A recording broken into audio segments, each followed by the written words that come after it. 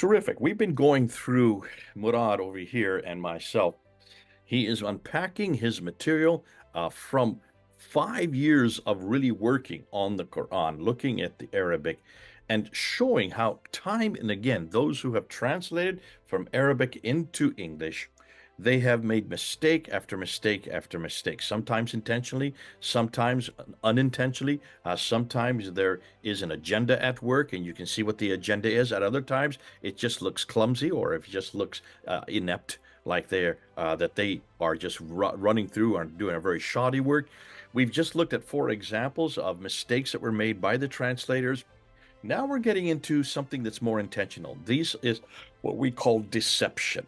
And we're looking at 40 of these mistakes. We're starting this episode on number 34. So we have another six to go. I've invited Murad to introduce his material. He's been working for 5 years on this.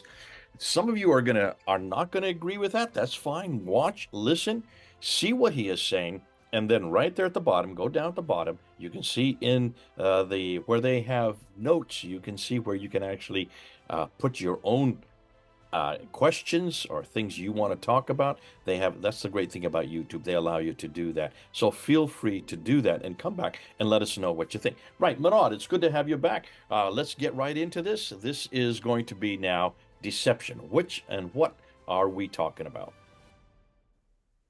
Well, these are intentional deception, and these are mistakes that are intentionally crafted to fool the English-speaking audience. And this is something that an English speaker shouldn't really forgive the translator for doing, for intentionally deceiving him this way. And now I will share my screen. So now we are moving on to deception. And these are instances where the translators clearly deceive the English speakers, uh, just lying for Allah, basically. That's what's going on. We will move to this example, and it's about the word nur. What does the word nur actually mean? Well, in Arabic, we know that nur is light, and only light. But here it says, وَجَعَلَ الْقَمَرَ فِيهِنَّ نُورًا وَجَعَلَ الشَّمْسَ سِرَاجًا. So nur here, it's saying that the moon is a light, but of course the translators, they have it as reflected light. Nur only means light in Arabic, but why do they do that? Because they want to follow modern day science, which says that the moon actually reflects sunlight. Who says that they are being dishonest here? They themselves. Let's look at another example. Here it says, Allahu nur samawati wal ard. Allah is the light of the heavens and the earth. They would not dare say that Allah is a reflected light for the heavens and the earth. So this was number 34, and I'll ask you, what do you think of this one? Wow, this is really deceptive because I've had discussions with Muslims about this very thing. One of their favorite scientific proofs of the Quran is chapter 71, verse 16, and saying we only know now with telescopes and in modern science that the light that we're seeing in the moon is a reflection that's bouncing off the moon, and that's why we see it now. They didn't know that in the 7th century. There's no way that Muhammad, who is an ignorant man who could not even read and write, how could he have known about something that important? Obviously, this had to come from God himself. And that's one of their favorite verses, chapter 71, verse 16, when in reality, Nur is not reflected light, as they have shown in chapter 24, verse 35. There they get it correct, because God cannot be a reflected light. Allah cannot be a reflected light. They get it correct there. They're deceiving us in chapter 71, verse 16. So those of you, whenever you hear Muslims bring this up as a scientific proof, hammer them and say, no, that's not reflected light. That is what translators today are saying to try to get a scientific proof within the Quran. Yeah, and another comment I want to add. My good friend Lloyd de Jong, he made a very powerful presentation about the word nur and the word siraj. And he came to the conclusion that nur actually means moonlight exclusively. So this word is always mentioned with the moon. And I understand this because the Quran is a flat earth book. And in the flat earth theory, you have that the moon and the sun each emit their own light. The moon is feminine and it has its blue light, and the sun is masculine and it has this um yellow light. And this is what's in the Quran. So when you say that the moon is a reflected light, then you are clearly being deceptive to the English speakers. Yeah. And to the Arab, obviously the Arabic is not saying anything of the same. That's fascinating. So on both counts, this is deceitful. Yeah, exactly. Now we will move to something very basic. It's the word kana. Kana is verb to be, but in the past, meaning it was. Kana means was. Now it says ما كان محمد أبا أحد من رجالكم. Muhammad was not the father of any of your men. But of course, always you will have it in the English translations as Muhammad is not the father of any of your men. This is to imply that Muhammad is alive, when in reality the Quran is speaking about something in the past. And of course, I have done with you before a presentation that maybe the four mentions of Muhammad in the Quran actually refer to the praised one who is Jesus Christ himself. So here the Quran is saying Muhammad was not the father of any of your men. But this is Arabic 101, but also Quran translation and deception 101 is always turning was into is. This is something all over the English translations. They never care if can is was.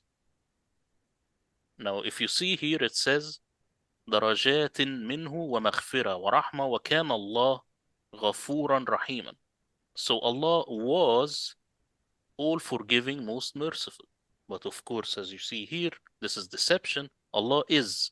Always you will have it as Allah is, when in the Arabic, if you ask anyone who just knows any Arabic, it says Allah was, meaning Allah was at that certain instant.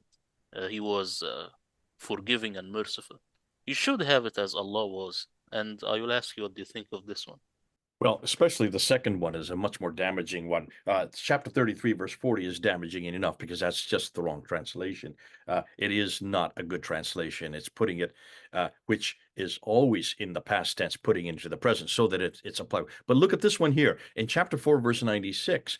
By taking Allah as the all forgiving, that means he continues to be forgiving even today. That's what they want you to believe, when in reality, the chapter is very clear, the verse is very clear. This is a past tense. This is something that happened at that time, and that he is forgiving and merciful, that he is the oft forgiving one.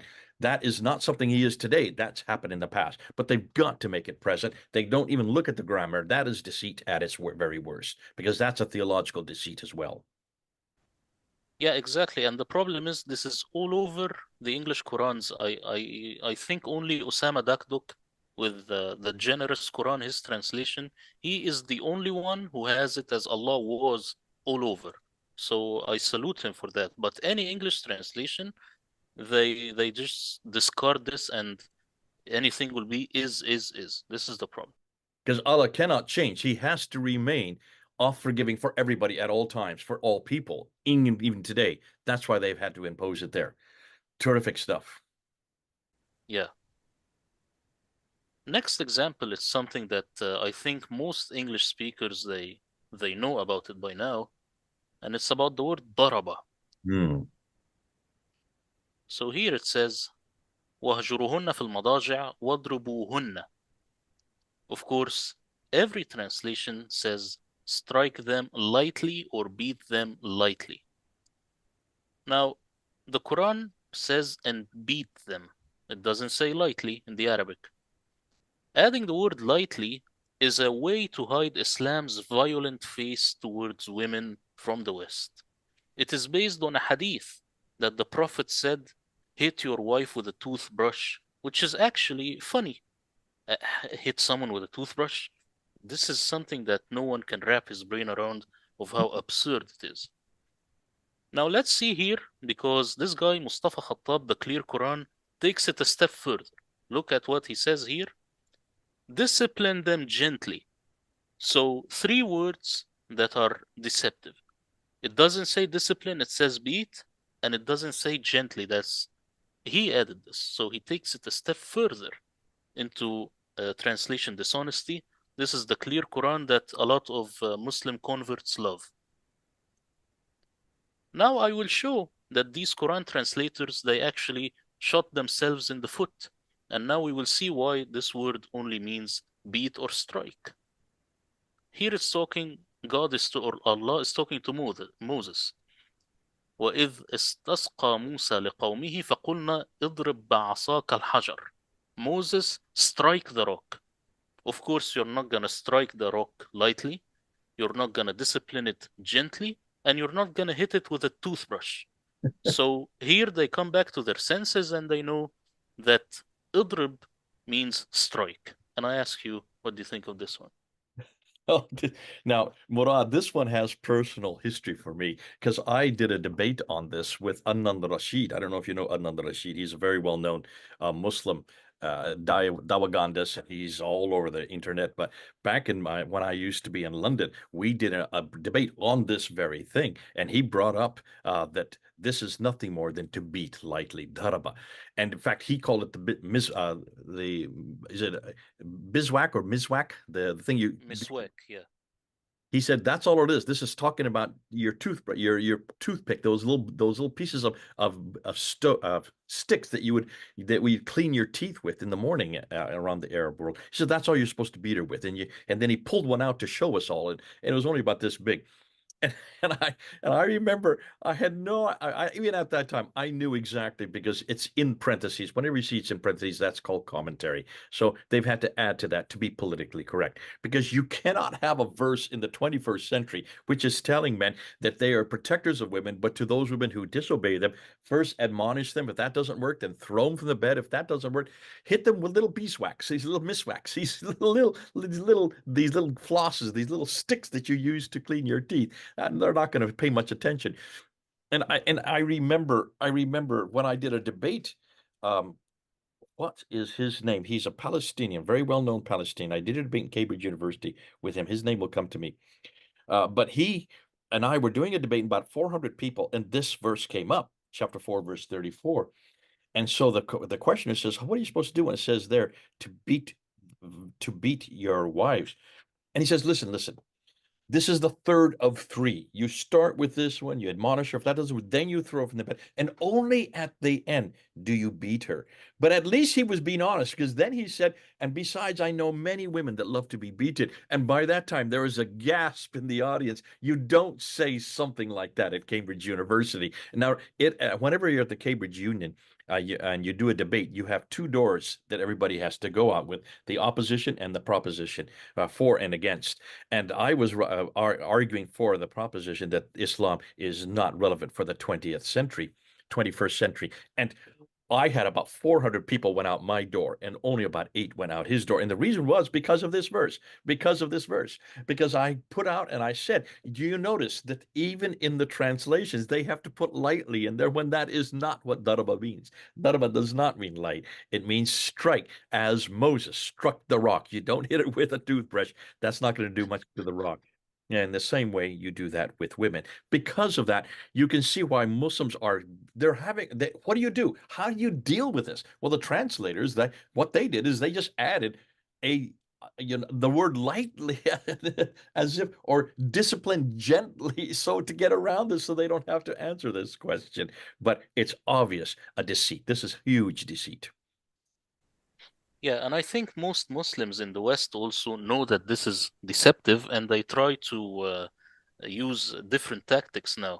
Like people like Andrew Tate, he now says, yes, that's the Islamic way. You should beat women.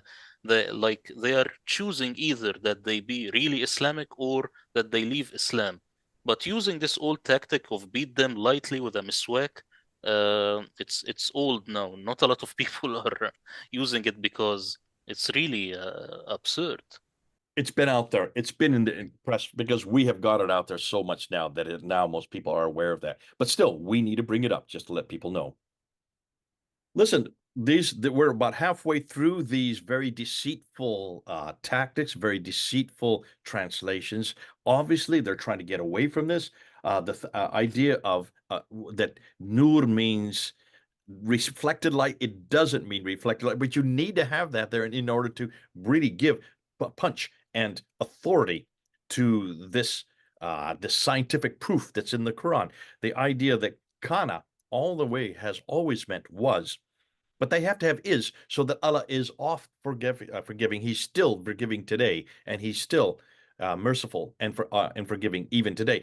Even though it's very clear that in the Arabic that was for the past tense, that was for then. And then, of course, the Daraba, which is the most famous one, that's well known all over the world, chapter 4, verse 34. It's very clear that Daraba means to scourge, to what you beat with your donkey, and what Moses needed in chapter 2, verse 60, to beat the rock so that water would come out of it. That is what Daraba really is. And that's what you're to do to your wives. Obviously, this is hugely embarrassing for Muslims because a 7th century environment, it probably did make sense in an Arab environment, but not today, not in the 21st century. So you've got to deceitfully change the text. Well, we're going to continue with some more of these. So we're going to come back and start with number 37 and do 3 more before we hit a real bad one, which is number 40. But let's go. Before we do, I want to thank you again, Murad, for coming on board. This is Murad, thousands of miles away. NJ, over and out.